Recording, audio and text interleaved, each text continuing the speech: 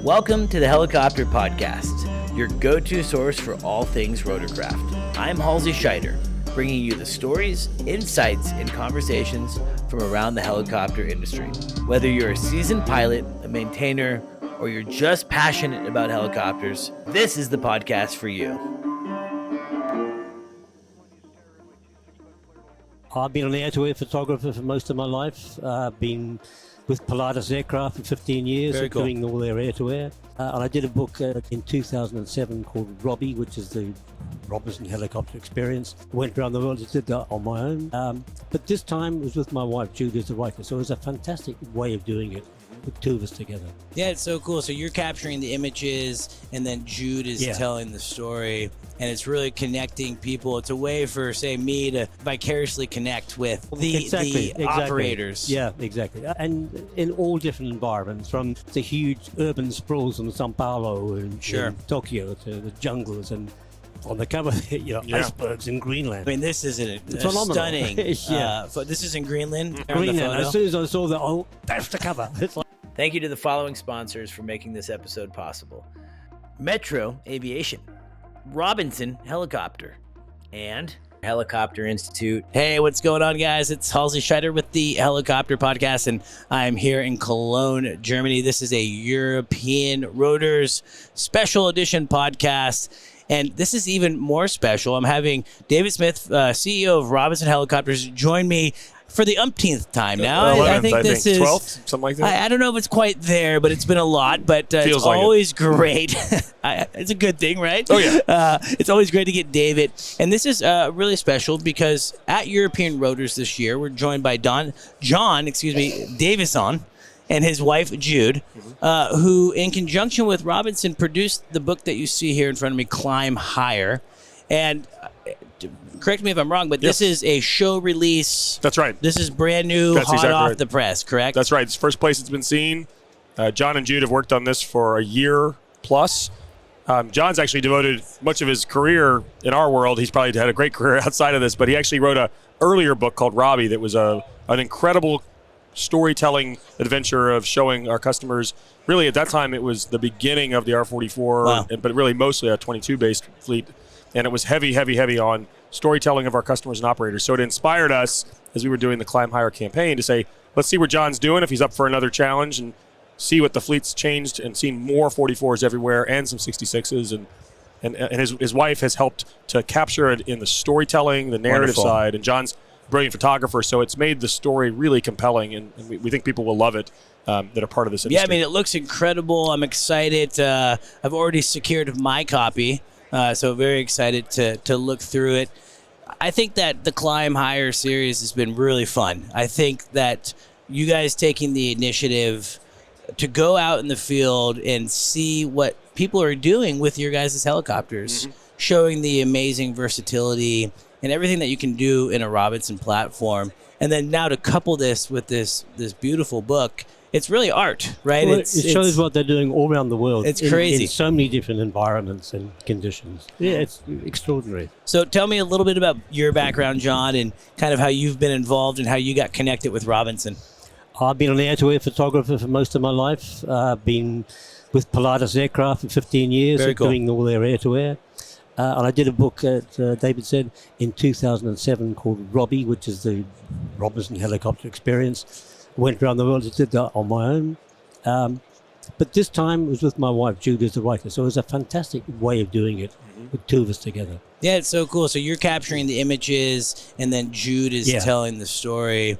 And it's really connecting people. It's a way for, say, me to vicariously connect with the operators. Yeah, exactly. And in all different environments, from the huge urban sprawls in Sao Paulo and in Tokyo to the jungles and on the cover, icebergs in Greenland. I mean, this is stunning. This is in Greenland. Greenland. As soon as I saw that, that's the cover. It's like that's it. So beautiful. It grabs you. That's absolutely incredible. Now, tell me just a little bit about the journey itself. How long did it take to capture everything that we see here in the Climb Higher? The project was a year in total, October to October. Wow.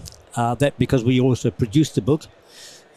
The photography was 7 months. Wow. So basically a week in each place. That's insane. It was pretty much, so it was working every day. We didn't have any time really to sightsee. Well, but to be fair, we saw everything. I was going to say, Right. you were. When You your were job's flying a saw around. everything vacation, from it's the- a vacation. Yeah. And the context of seeing things from the air is so much greater. You see how rivers and cities merge and forests, Yeah. which in a car, you don't really see that. So, Yeah, the bird's eye view so we is saw special. 7 months of the Earth Yeah.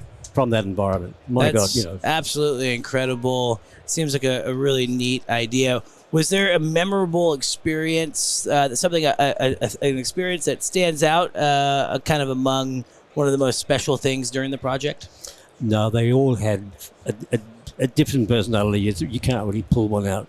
I mean, the majesty of flying these icebergs or this urban sprawl or something like Sao Paulo equally is empowering. Yeah, it's crazy, in a right? different way. Yeah, so you can't. I mean, but every day was almost superlatives. Yes. Wow, look at that! Holy shit!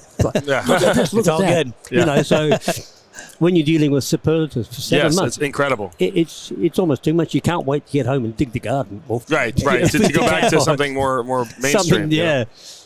But the privilege and for these guys to believe in us to pull this project off is. Well, it tells you Oh, too. thank them. I do think a big part of this is the human connection, and so John and Jude were able to spend time with our customers and dealers around the world to extract the story and understand what made their world unique, and it's a mix of the environment, but it's also how they use the aircraft, and I thought that was neat how they teased that out in both the photographs and in the words. Sure. You can see that the story was much more in depth than just beautiful scenery. It was pulling it out of how they use the aircraft in that. Yeah. You know? The Climb Higher series as a whole, what has the impact been since you guys released the series? How important is the Climb Higher to now your brand? Well, I think we use it for a lot of our. We just this week gave more details to our dealers about our Climb Higher program to get dealers both to be better informed and to help sell the product more broadly. And we use the word Climb Higher for a lot of things. It's a spirit, right, of constant improvement, constantly in pursuing greatness, right? So the way we look at this particular campaign about telling our customers stories is very much the way we did it in the videos and how we see it in the photographs and the stories in the book, that you have to command it from their perspective. The OEMs are nothing without customers. And so there's really not much to it other than we need to be respectful of the things that they do and all the unique, extremely innovative ways they use our aircraft. It's just fun to be part of that. It also keeps us grounded too, because otherwise we would forget. We're in California all the time, right? So you can forget what's going on in Bali or in Sao Paulo. Yeah, So, I mean, it's absolutely incredible. You guys essentially release these helicopters to the world, and then these owners and operators use them in all different environments. Yeah. The urban jungle to the real jungle and everything in between. And I think it's really cool. And to me, it's a greater picture of the importance of helicopters. I feel like when you get to see what people are doing in the tool and the way that they're using the helicopter, it shows what helicopters mean to us in our economy, right? Not just United States, but a global economy. Yeah. All over the world, you're flying in Greenland. It's just crazy. So very cool. John, thank you so much for stopping by to chat about this. Pleasure. Thank you. If it's okay with you, I would like to keep this. Yeah. And maybe you can I'll sign work it out. Yeah, he'll sign it, and I'll put it on your tab. It's fine. I'm happy to buy it as well. Speaking of buying it, where can people go to purchase this beautiful, what I'm calling a work of art? Yeah, I think it is. When you get in and read it, it's Here at the incredible. stand, at the Robinson stand, or on their website. Yep. And we're going to have them distributed via the website, basically take pre-orders when we get back from Verticon or European Rotors this week, and then we'll be able to distribute them sometime early next year. And, we expect people are going to want a lot of these, so we're going to make sure these are in active circulation. Yeah, I all think this over. will be really cool. I kind of envision it as a conversation piece, Yes. a book that you proudly display, and then when you have company over, it's a book that then you can talk about. And for me, a lot of my friends aren't helicopter people. Right. And so this would be really fun to be able to show them the power of helicopters and what they're doing all over the world. And I think also because it's non-linear, so you can dip into this anywhere. Just pick a story, read that, put it down, come back, and read another one. Yeah, it's cool. So it's not a you don't have to go cover to cover. When I was doing the editing review of it, which I had no edits at all. It's like it's sort of pretty easy. But when I was reading it, I was reading it kind of in that sequence, just sort of going through the list, checking them off, but not in order. It was as it just spirit incredible. took me. It's really tipping neat. into people's lives. My son is excited about it for that reason. That like you can almost transplant yourself into a world and do it at your control. It's a choose your own adventure book, and it's neat to it. Pretty much. Really cool. Well, John, thank you so much. Pleasure. To our listeners, if you're interested in your own copy of The Climb Higher, make sure that you check out the Robinson online. You can purchase it there. If you're here at Europe, I guess this is going to post after Europe, so that doesn't really do much of a good sale. But John, thanks so much, and to your wonderful wife. Yes, thank you, Jude, as well. Okay. So thank you so much. Thank you. Yep. It's crazy. Yeah. Well, you officially hold the record. Oh yeah. For the number of podcast visits, and that means the world to me. And I know that, of course, our partnership with MHM, they're continually excited to get you on. Good. It's still kind of the uniqueness of David Smith. And it gets a lot of views, I guess. So yeah. and by the way, of course, welcome to the Helicopter Podcast. We are here in Europe, in Cologne, Germany. I'm sitting down with a good buddy, and now the record holder for the most times on the Helicopter Podcast, of course, the CEO of Robinson, David Smith. It's just great to have you. It's just such an interesting part of Robinson now is you. Yeah. You have become what I would call a very unique figure within this space, because for so long I felt like, specifically when I approach OEMs, it feels stuffy, honestly. Hard to get in. Yeah. Sometimes when I'm podcasting, there's don't talk about this and don't talk about that. And there's a person between me and the guests. Right. It's not the case with you. Yeah, no. It's very interesting. You're very active as well on, say, LinkedIn and social media.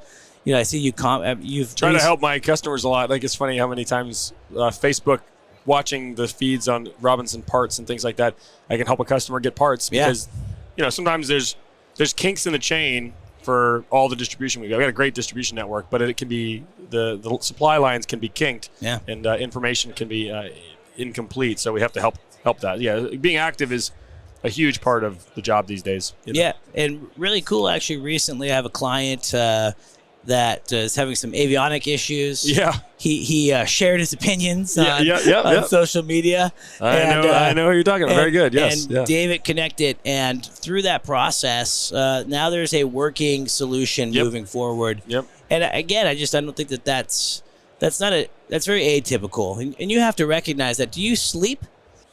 It's funny. You asked the wrong time. This night I did not, but not much anyway, because trying to deal with stuff back home while I'm here. It's hard. This is like halfway around the world for LA, pretty much. So not so easy this time. But yeah, generally I get plenty of sleep, and I think part of it is when you take on jobs like this, you should live it. And I try to be good husband, good dad, but and blend it appropriately. Hard. But it definitely is. There's a lot of people depending on us, and a lot of people that their whole lives are dependent on parts. Their lives are dependent on our aircraft. So we want to make sure they're well taken care of. So got to be there for them. Yeah, it's constant. You do a great job at it. Yeah. And I think that the team that you've assembled it's been really fun, right? It's now been enough time to kind of see the new direction of Robinson, kind of see where, hey, it was a great company obviously before. Right. They've created a great foundation, and then now you and your team, to include of course Robin, have really transformed into this a little bit of a 180 of a direction in some sorts, especially with just the visibility, things like the Climb Higher. I mean, It's just a really cool thing to see. And man, the buzz is big, right? When you go to shows in the past, Robinson had presence, but it was a little bit less. Yes, they were just trying to manage they were very focused on making sure the factory ran well and the products were good, and didn't spend as much time or energy on the marketing, the storytelling, any of that stuff. And I think you can understand that. That was highly effective when they were just trying to make sure they could pay all the salaries of all the people that were on their staff and keep a healthy business. And they did a good job at that. I think ultimately we're here because of them. But there's a lot of things that the world now presents that we're, I think, in a really good position to benefit from. 100%. And so we're leveraging into that in a way that others just don't even have the tools. So it gives us a really great competitive advantage too. So super and the excited. booth is nice. It's Good, a very well constructed booth. If you haven't had a chance to come to a show, you must. These shows are great for many reasons, but coming by the Robinson booth is very fun. Well, big news, of course, when we talked last time at Verticon. Yeah. I think we were both at the flu at the time. That's right. Actually, you got me sick. I remember very clearly like when I left your podcast, I was like dying. Plague. I think they diagnosed me with plague. It's like the medieval plague. Yeah. I remember we were both coughing during. Right. It was. That's, I think, a false memory. I want to go back and look at the tape. I mean, like, there was a lot I have joked with Hillary that I feel like maybe I was the super spreader. It would make sense. I'm talking to a lot of people. I'm going. The worst time to get the flu, of course, is doing that. But it was a wonderful show nonetheless. Huge news was, of course, the R88.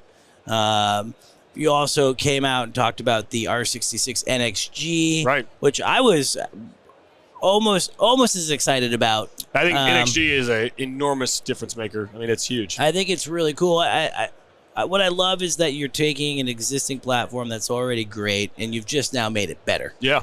And I think that's the really cool part.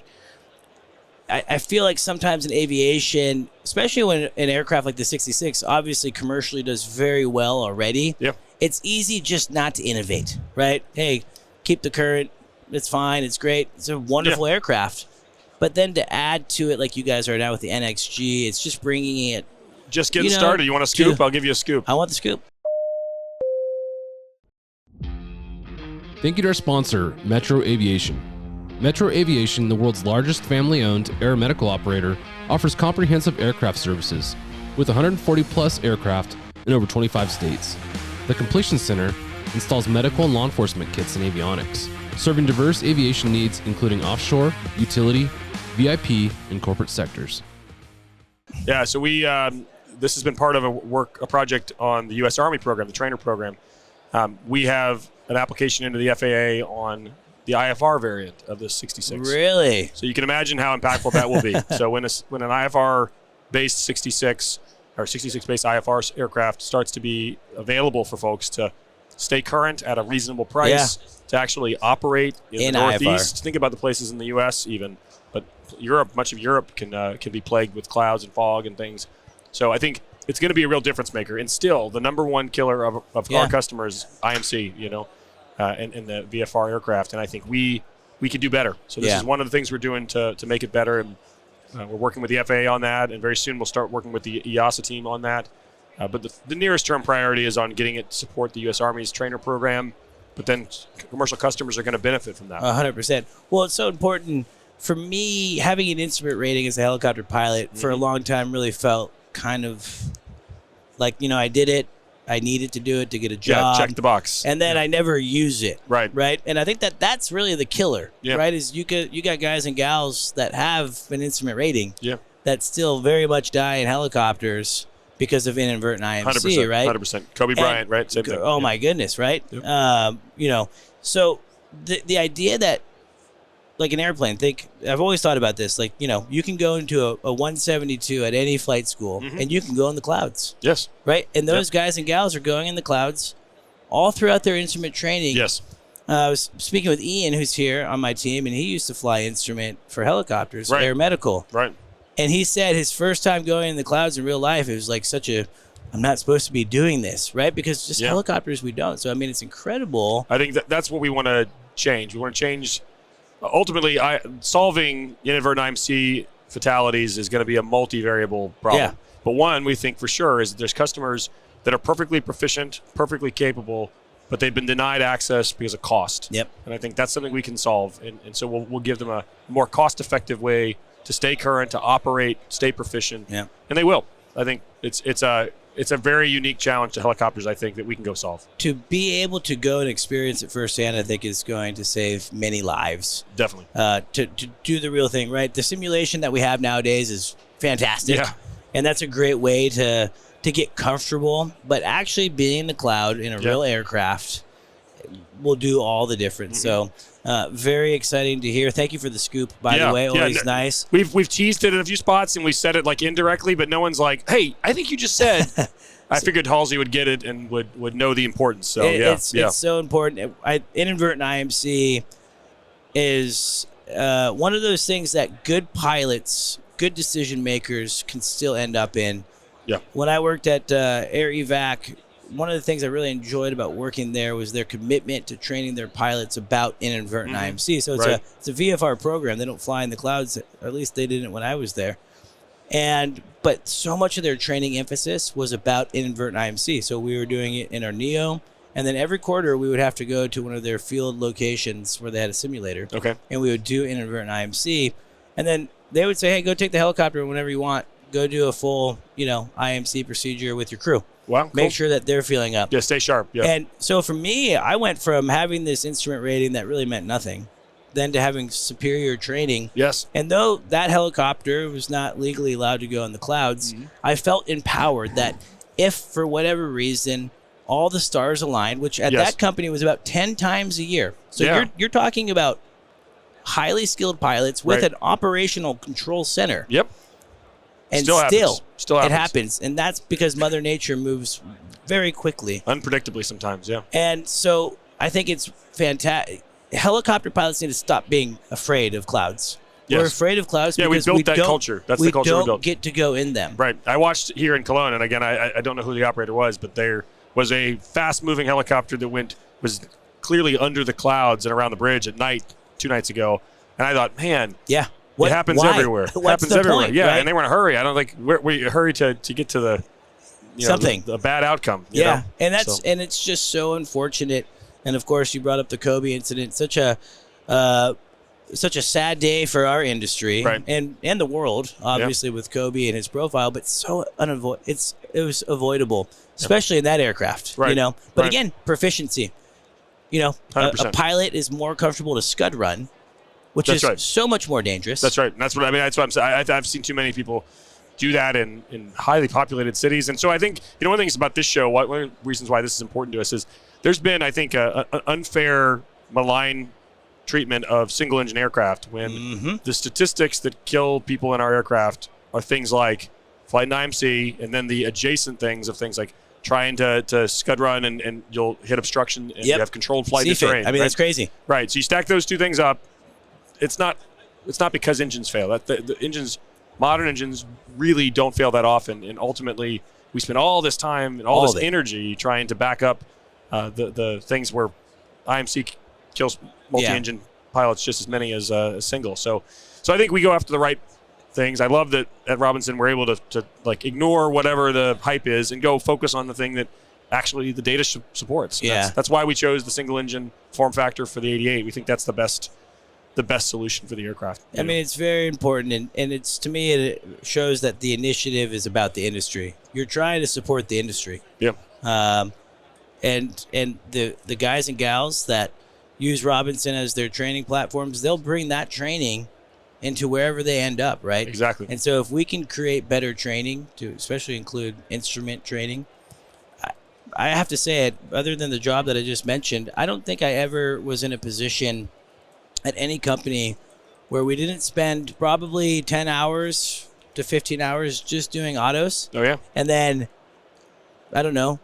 20 minutes on inadvertent entry into IMC, And it's like... Isn't that upside down? I mean, the whole industry is wrong. I mean, like, it's... so we can do a lot better, and we're going to. We're going to do a lot better. Well, it starts with the right platform to be able to do it. Right. And like you said, right now, to go fly in the clouds in a helicopter, you're likely in a twin. Very costly. Yeah, no retail person's going to do that. It doesn't. No one's going to do that unless their company's paying. It doesn't make any sense. So really cool. I appreciate the scoop. You guys heard it here first on the Helicopter Podcast that they're working towards IFR certification in the R66. We'll definitely have to have you back on when that becomes official. Yep. And then, of course, the big news, the R88. Really fun.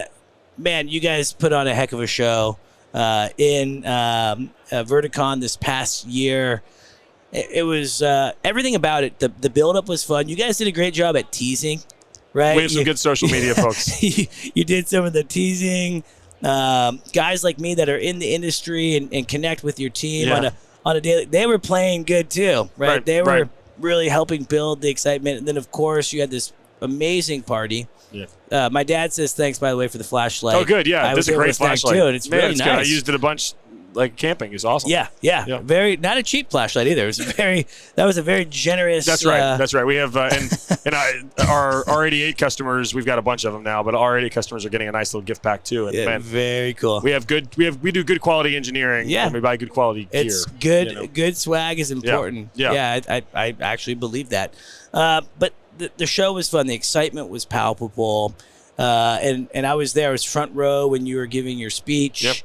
And, man, this R88 comes out of the fog, and it was very exciting. It was definitely the talk of the show. There were some other industry announcements, but admittedly, I felt like very overshadowed, if that's the right word, that you guys just kind of stole it. Yeah, that was the goal, and my marketing team, Robin and the team, did a great job taking command of the story. Yeah, it was. And then I didn't even get to see the prototype at the show because your booth had 10,000 people slammed there at all times. Pretty slammed, yeah. I was actually hoping, I'm trying to shoot some more content while I'm here of the 88, so I got to find a quiet time. It's packed over there. It's busy. We can get it before the show. That's okay, the way it works. I'll come sneak in tomorrow for sure. Yeah. So talk to me about the days right after the show. Sure. Yeah. Other than having the flu, to now where we are here. Yeah, I mean, we've spent a tremendous amount of time both sharing the story of the 88 to more audiences and closing the deals on ones that customers knew they wanted to buy it. So we've sold over 150 ships now. We sold a few more this morning. So they want the 88. The customers are very passionate that the value proposition is what's needed, at least in certain missions. It's been needed for a long time. Yeah.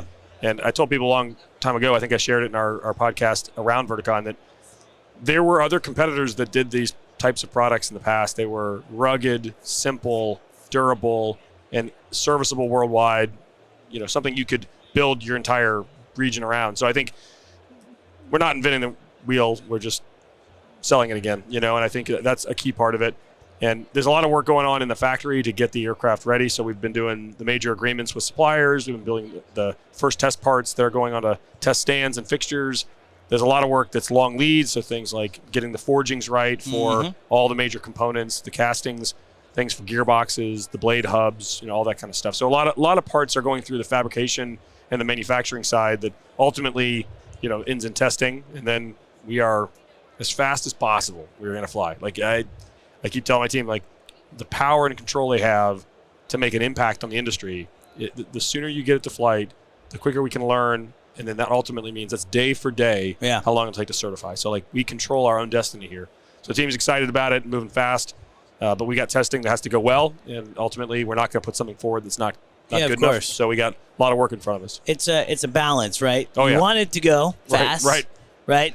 But sometimes in aviation, fast isn't always great. That's it. I actually love that challenge. I think one of the things that I love the complexity of our industry, but the challenge of, it's like if you think about sports or whatever, and you got an open goal or something in hockey or soccer or something, and you're like, you can mess that up. You can mess that up. Yeah, you can. So you really have to be methodical, even when it's an open goal. I feel like we've got an open goal in the 88. We got a lot of things that it's totally different than the competitors looking at the market. I think we see it so clearly. Our dealers, our customers, all the people who put deposits, they see it so clearly. They agree with us, so we have to execute. Yeah, is the thing. We have to score on the open goal. Yeah, so it's important. It's there. Yeah. It's your opportunity to, so to speak, a bit of a layup, but so much complexity. It is, and everything's hard in this industry. I don't want to oversimplify. I mean, building an aircraft like this, everything is important and complex. So we're already working a lot on the manufacturing and the designs of the key components. Like there's a video that we put out this morning that shows the progress in the 88, and Sean, the VP of Engineering, holds up this drive shaft, and it looks like a barbell or a dumbbell you'd lift but it's incredibly complex inside. Multiple sets of gears, a very complex interface and joint, so it can handle motion from the gearbox and motion from the engine. Very, very tricky thing to do. But ultimately, that's an example. Everything looks simple. Everything sounds simple. It is not simple. Everything is hard. But team can do it. I know it. How important is it with your engineering background to be able to be driving this project from your position? Yeah. I mean, first thing is I try to be, Sean will say, I try to be a good boss and not like get in his business all the time. I have lots of other things to worry about in the factory and the supply chain and all that stuff. But in general, I love new product development. So I do, weigh in and get involved occasionally. More often, I involve myself in like town halls where he gets the team together. We talk about like why it's so important. And like we looked at a schedule the other day and we were talking about a specific schedule. And I said, and I know exactly how this feels. Like it looks like it's so daunting and it's 1,000 steps to get to this finish line. They're like, gosh, how can we do it faster? And the answer is, okay, well, first thing you have to learn is like every single step matters. And what are you doing today? Like today's job, can you get it done faster? Can you be just a little bit better? And that 10% improvement across 1,000 steps is a massive change. Oh, it's huge.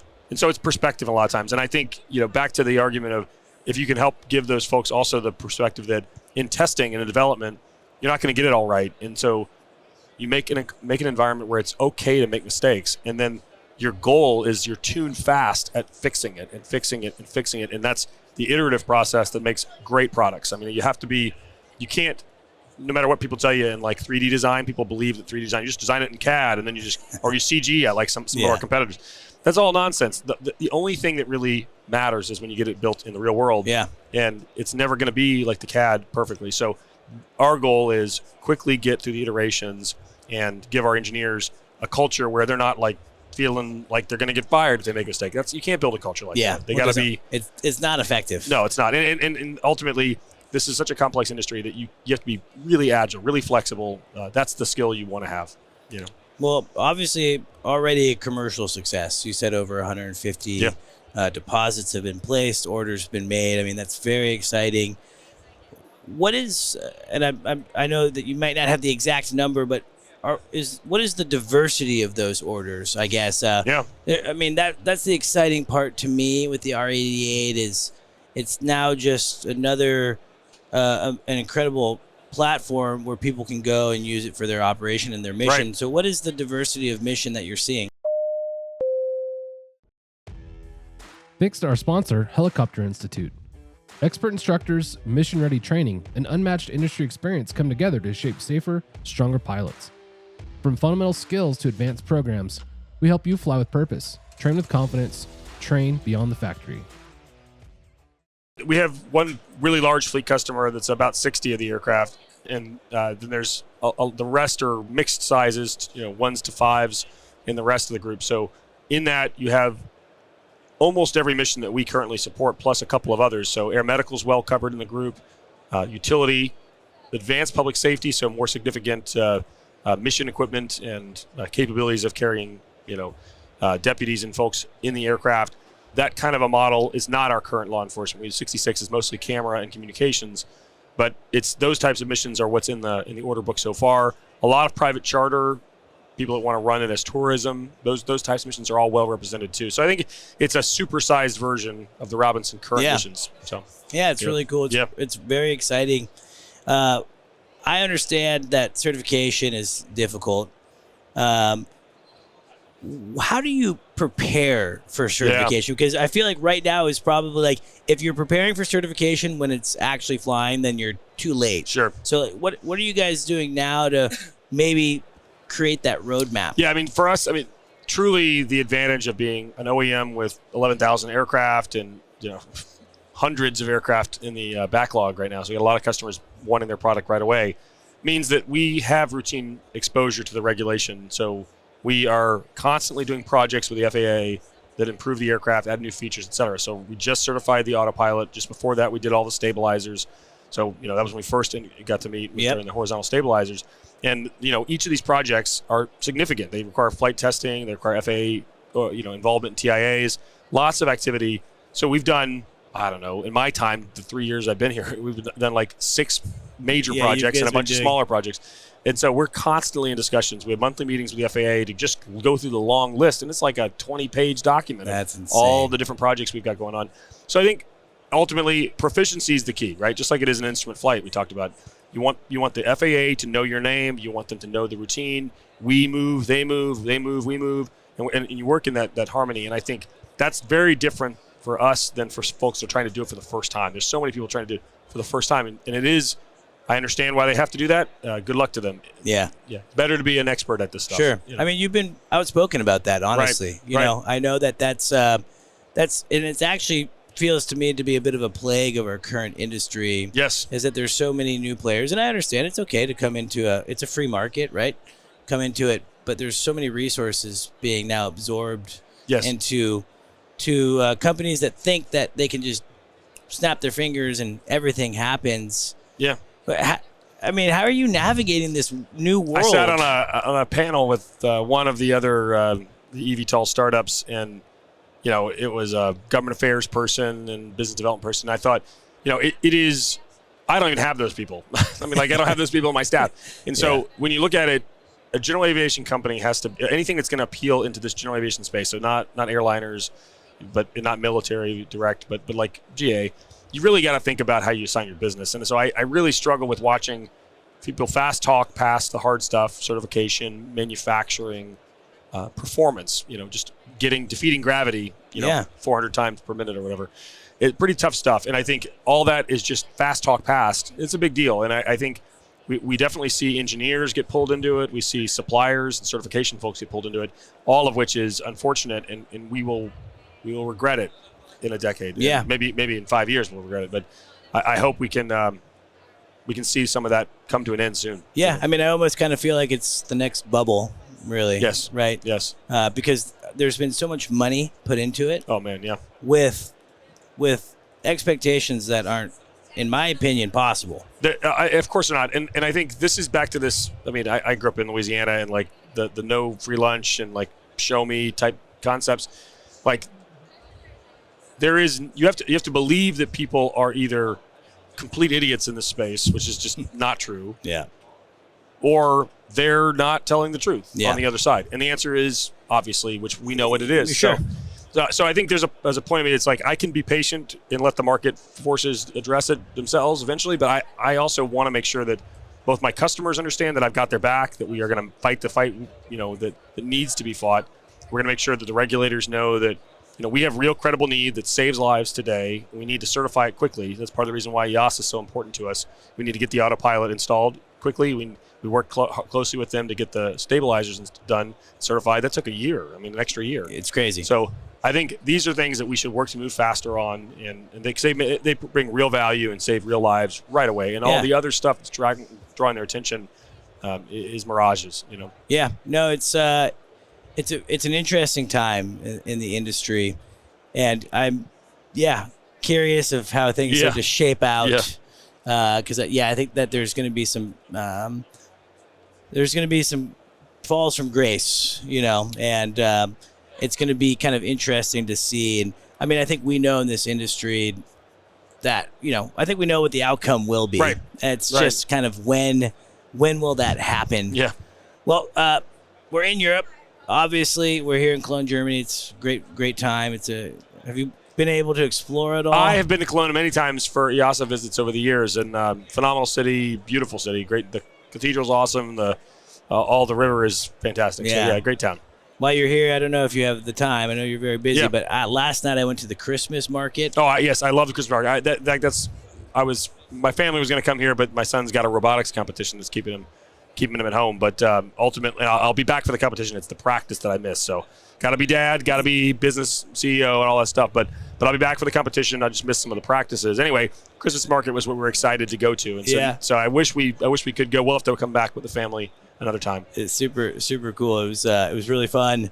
I had some hot cocoa. Yeah. I had a bratwurst. There you go. And the ambiance is cool. Yeah. People are just happy. There's caroling and beautiful trees and lighting.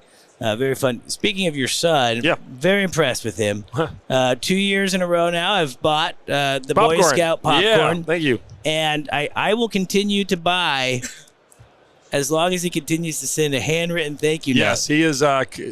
Mom is great at this, but I did the same when I was a kid. So my mom and his mom, so her daughter-in-law, they are aligned, and they work hard to make sure that thank you notes are written.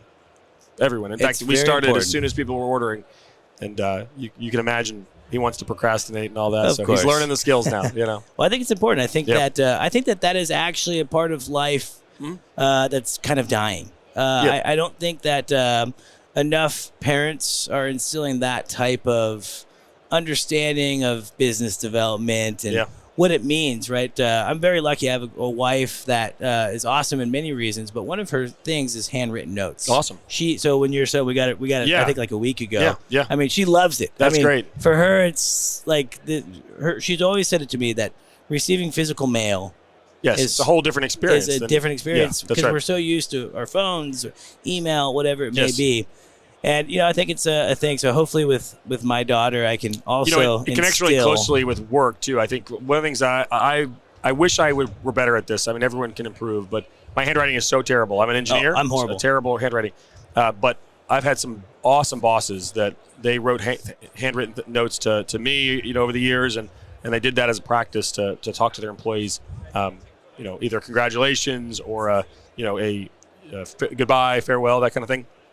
I thought those were really impactful, and so ultimately, I hope Mac has better handwriting than me, so that he can do that into adulthood. But it takes a lot of work. He's doing great. In fact, just a little plug at HeliCASTS, we have new gift boxes, and we have this beautiful stationery. Actually, for our airplane business too, at NAB, we have this new fun client appreciation because I think it's important. I think that recognizing your clients, and what I do is I type out the thank you note, and then my wife. That's nice. Writes it for me. That's right. Work as a team. That's the way to go. Her handwriting is beautiful. Mine is chicken scratch. That is the way to do it. That's maybe I'll see if my wife is up for the challenge too. Yeah. So Hillary's doing good. So back to Europe. Obviously, Europe is an important place. Why is Europe so important to Robinson? Well, I mean, we have a huge customer base here. Some of our oldest dealers are in the UK and in European Union, and so we believe that this is still a significant market for our growth. We also see all these twin engine applications that could be done with singles and be better done with singles. And so we see a great opportunity to move into the market and be more sustainable, burn less fuel and all the good things we would like to do, consume less resources. So I think it's going to be a good market for us down the road. Plus, our involvement on the 88 with Safran helicopter engines gives us a more direct connection. So now we have customers that are able to be close to the manufacturer of their engine. So that's exciting. We've always been, U.S. centric with Lycoming and Rolls-Royce, but now having a solution that benefits from European team and design and workforce is exciting. So Europe is a huge market for us, and one we think can grow. And then on top of that, there's a lot of folks from Europe. Comes a lot of our growth and success we've had in Africa and Middle East. So it's an influential region for a lot of reasons. Yeah, really cool. Yep. Now, you mentioned twin applications here. Obviously, I feel like when I think of the United States, we're actually less reliant on twins. Right. Then you start talking about Canada and Europe. It's very twin heavy. Yeah. How do you navigate those conversations? How do you?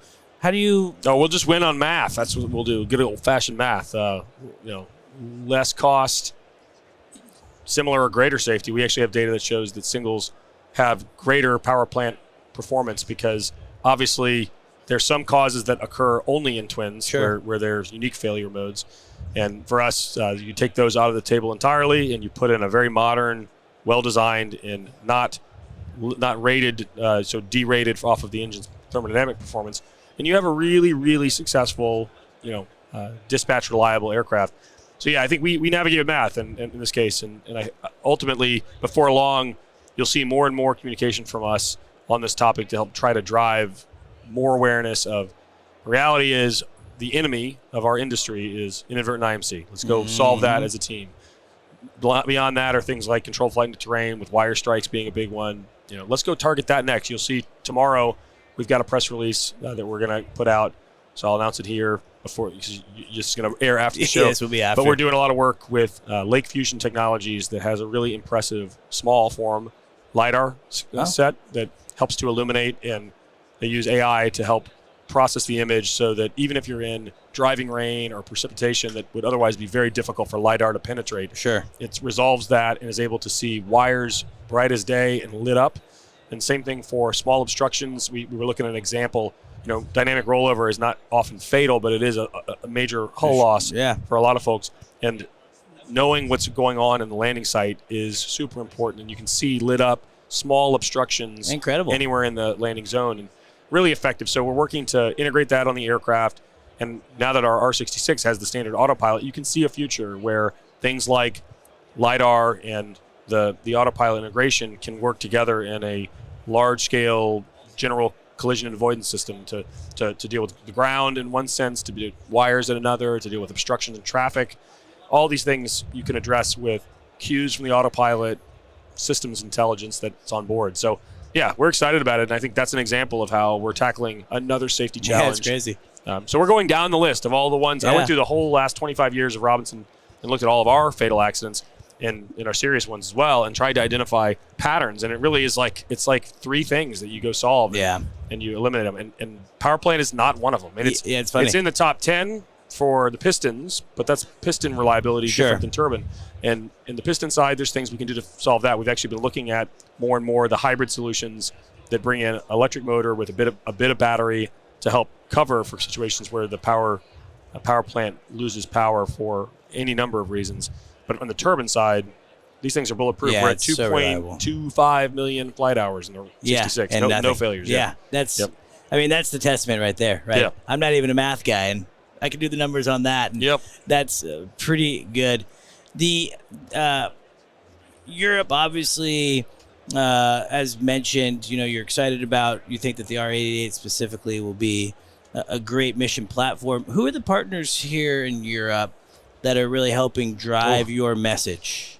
All of my dealers are great in this region, so I'm not going to pick them out and elevate one over the others, but we have some great partners here in our dealer network that are working oil and gas inspection. They use R66 today. Some of them use R44 today. I think that's a great mission, that some longer legs, some missions that require carrying more people, they're doing repairs to lines or things, and they got to carry more equipment. 88 will be great for that. A lot of customers who are doing the air medical from a unique perspective. In Germany here, they bring doctors to scene. Yeah. That model is what is available, and it's a very affordable model in regions that can support it, and that's what they use the 44 to do. But the 88 will offer a way for them to get a more classical, more conventional sort of HIMS application going forward. So these types of customers that have a foot in the door in HIMS or in utility or in industrial inspection, those folks are going to come on board as well. So 88 is exciting for all of them. Wrapping up on the R88, no one's going to hold you to anything. Right. We discussed some targets in our last podcast. Yeah. Is there some updated kind of target timeframes that we can kind of expect from the consumer side, of testing and flying? Right. And Thank you to our sponsor, Robinson Helicopter Company, the choice for unrivaled safety and reliability, so you can accomplish any mission with confidence. For more than half a century, Robinson has been at the forefront of the helicopter industry. From the R22 to the R66 turbine, Robinson makes helicopters accessible so more people can accomplish more missions. Climb higher. For additional information, visit www.robinsonheli.com. So our goal is to fly end of next year, and to do that, the testing has to go according to plan and no surprises, which, again, I've been around the industry enough to know that surprises happen. So we'll see how the year progresses. Main thing is for our team to execute and hit every milestone that's on their side so that we can learn from each test result and decide whether we have what we want or we want to iterate again. That's all stuff that will happen. So next year is the target for flight. And then beyond that, we got about a year of company testing. So the year of 27 will largely be the company testing phase, perfecting the aircraft, if you will. And then into 28, it'll be certification and the type inspection work that the FAA will do. Should all be 28 and 29. And so our hope is end of 28, but maybe it's 29. I mean, we'll see. What the regulatory world today is unpredictable. Yeah. And so sometimes both ways, actually, that they do seem like they're trying to come their way on some of these innovative new technologies that we've talked about. Don't have necessarily the physics on their side or the math on their side, but they're still getting a lot of speed out of the it's interesting. regulators. So, so I think ultimately I can find lobbyists too, and maybe that will help. But our main goal is to get all of our pieces in a good position so that we can ask the same regulators to approve all of our other products to add that in the R88 so that we have basically a continuous cert program from R66 autopilot to IFR to NXG to 88, and all those things can work to make it a seamless experience, and our regulators will benefit from that too. I said that was my last R88 question, but I have another. Okay. With now the NXG, what will that transition do you think will feel like as a pilot going, say, from an R66 NXG to the R88? So I'll tell you what, our one of our production test pilots flew the first prototype of the NXG, which we were doing in cert testing. He flew it under a market survey ticket to Fort Rucker, Alabama, to demo it for the U.S. Army. Okay. So he flew it like 26 hours total. Very cool. And when he did that, he came back and was like, this is such a good aircraft. Like, this is what we should have always been doing. Yeah. So for him, who flies it literally every single day, the old design still, we do 3 of those a week for the R66. So he's still like flying that all the time. He looks at it as like, this is a great aircraft, but this is so much better of an aircraft. Yeah. And like for him, it's that simple. And like he did say he flew the Garmin autopilot the whole way too. Loves the Garmin autopilot. Yeah, it's awesome. It's really crazy. And particularly in our aircraft, because the whole aircraft, it responds really well to it and is integrated cleverly, So I think customers are going to love that. But yeah, there's no major transition. You'll get it right away. Really cool. It's exciting. Yeah, I'm excited. I'm already just imagining. I just know that I'm just feeling it that I will be flying more Robinsons in the future. Yeah. Very excited to fly more 66, and then of course the R88 will be the next path. One of the things that I respect about you, David, is you've always been real transparent with the situation. Yeah. So as we finish up here, let's talk about kind of 3 things that you're just feeling great about. Yeah. And then let's talk about 3 things that are your current challenges. Of the I'll start with the challenges because that's like super, super easy to deal with. Engines. I need more of them. Yep. And the industry needs more of them. And we need to have aircraft that require less of them. So that's back to why we need singles. But I think getting all of our engines through is a challenge, and it's mostly in our turbine engines. So Rolls-Royce is working very hard and doing everything they can to get the parts out of their supply chain to build our engine, and they've got a lot of parts sitting. So it's like they're in a similar spot to me. They got a lot of parts sitting, waiting for one part. Yeah. And so they're building that up as fast as they possibly can. Lycoming has done a better job over the last couple of years. But they had a period where they were struggling as well. Very hard. And I think that can change fairly rapidly. So we constantly are watching the engine guys. That's number 1 on my list. Number 2 is getting the throughput in the factory to support the growth we've had. We've had a tremendous amount of growth in orders, part orders, and aircraft orders. And getting the factory into a rhythm where they can build at the appropriate rate to meet those demands, and that includes all the choreography of logistics and shipping and getting things to the customer. That's really tricky because the facility was built really not with this much success in mind. Sure. So it's been more successful. Which is wild, too, because it's a giant facility. It is, but like it's crazy. We have a tiny little dock. And so if you thought you were going to make a lot of aircraft, you probably would have wanted to think maybe we need 2 or 3 docks, 4 docks. So we're expanding next year now. We've been trying to do it all year. It's a pain. And I tried to get 2 leases signed, couldn't get them through, bad landlords and all that. So finally, we're now working with a vendor or a partner that's going to build a building for us on an existing site that's just near the factory, so not too far away. Will let us do exactly what we want. Build us probably 13 docks in the setup and a lot more height and space for storage. And so we'll do things that we should have always done. So it'll be much, much more focused and good at round-the-clock part shipments, more like Amazon, of our industry. So this is how we dominate things like the vertical survey, which we haven't done as well as I'd like because of our factory changes. And that's probably challenge number 3, which is today we are letting down some of our customers. And the very first part of this year, we did a big changeover in software to a new system that manages our orders and our inventory and all that. And the learning curve for the team was very challenging. And I think that's somewhat human. I've been through a lot of these types of software implementations before, and it's not uncommon. It's hard. But we're past that now, and the team is using the tool, consuming the data, making decisions based on it. It's a big effort, but it is not. It's not something we've fully outran at this point because you lose several months of parts, and you got a deep hole to dig through. But we did do in the same process. If you think about it, one of the big successes. So we feel great about stuff, right? We had an AD to replace all tail rotor blades. Yep. We did something like 24,000 blades over a 14-month period of time. That's incredible. So to do that, we actually, towards the end, we were building 300-plus blades a week. Jeez. And I built those for a few extra weeks, so I've got a lot of blades. So anyone needs blades, call me. I'm your man. But so I feel really good about our ability to execute in critical, dire, must-got-to-do things. Yeah. We didn't want anyone to be grounded. Yeah, keep the fleet flying. That's right. We did everything we needed to do to get that done. But I think other things I feel really great about, I think we've got the right team. We got a really strong footprint within both the business development, sales, the marketing, the customer service. We just brought on a COO to help with the factory side to get I saw that press. choreography moved. And I think he's going to do really great things in driving a mix of technologies and procedures and processes that are going to change things. So that's exciting.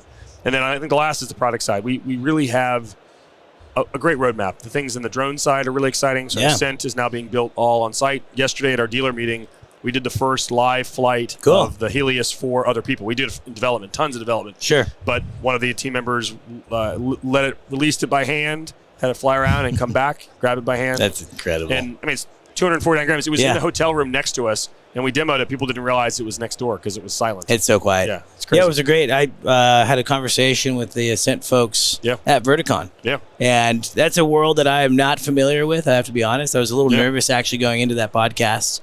They're taking your jobs away. No, they're not. No, it's cool. And that was the message, right? That I think maybe say 8-10 years ago when we first started to see drone technology, it was truly that South Park moment of they took your jobs. Yep. I still see that in the social media response. It's crazy. But I feel, and I'm seeing it here and within the industry, it seems like there's going to be a fusion of the two together. 100%. It's going to be a working relationship. And I think that, again, you guys are...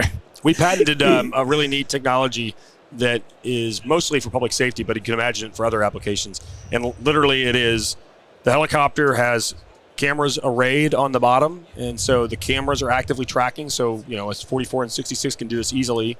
Had 4, 6, or 8 cameras that are actively tracking and looking for good guys, bad guys, whatever. And several of those are actually attached to drones. So they're deployable. Yeah. And so we deployed from the ship. We track. In this case, we're looking for a missing person. You can find the person and make an identification. It is doing that automatically, and then it's providing that information to the incredible crew. The TFO says, "Yeah, that's my guy or gal." Click the button, moves the main camera, confirms and tracks. Yeah. And ultimately, you have this flexibility of tools now that, I really want aerial support folks to be able to do something directly. They can actually deploy a resource. And I keep telling people, I absolutely think we can stop car chases forever. And I think we're going to do that with our platform. And some of our partners are working on technology to do it. We'll load it on our aircraft, deploy it from a helicopter, and we'll stop a car chase. When do you think that time frame is? Well, so the manned-unmanned is ready now. We just got to figure out the right public use application so it can be done in the airspace, because it is tricky to do that complexity of airspace. It falls into a unique form of operations that's not trivial. But I think for things like defense, it's probably going to be usable much sooner. So that's the kind of stuff that may drive it early.